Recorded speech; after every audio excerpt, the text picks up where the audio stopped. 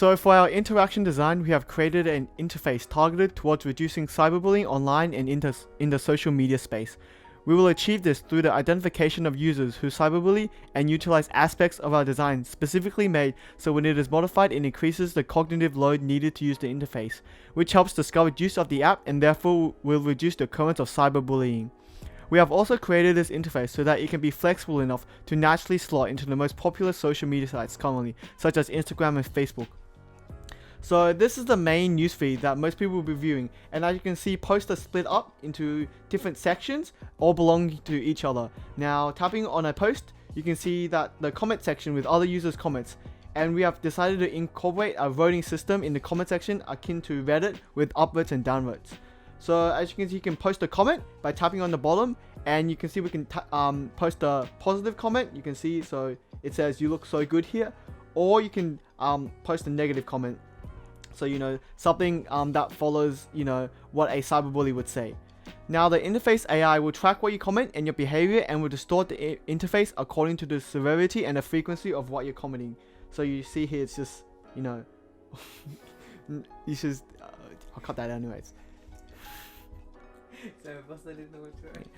It's right. So if we go back to the home feed using the profile picture in the top, which also acts like a home button, it still looks like normal, but you can see when we try to comment again, it gives us a pop-up of whether the user is sure about commenting. Now this is just a small obstacle that users can just press yes, but it is a slight annoyance that users have to go through. But as you can see, our users still willing to go through it with their negative comment, as you can see. Now when the user goes back to the home page, and due to the fact that they ramped up their negativity on the site, the interface also fights back by ramping up the modification within the site. So as you can see, a advertisement is now in the newsfeed and is designed in a way to look similar to other posts on the feed, so people will just naturally glance at the targeted post and read over it. This form of advertisement is used as a way to prime cyberbullies into having the consequences and effects of cyberbullying on the top of the mind, which should help bring the reality to the bully's actions. Also, ads in general are just annoying and no one wants to deal with them, so it just makes it annoying in general. Once again, the user decides to go in another comment section of the post and there's another pop-up. The bully clicks through it, but suddenly another different form of pop-up occurs, which the user can easily mess up, which causes demands on cognitive function. As you can see, you can press no and you try to press yes, but then yes and no are flipped around. This increase in cognitive function thereby makes the interface much more difficult to use. As you can see, you have to slow down, and then now you can post a negative comment.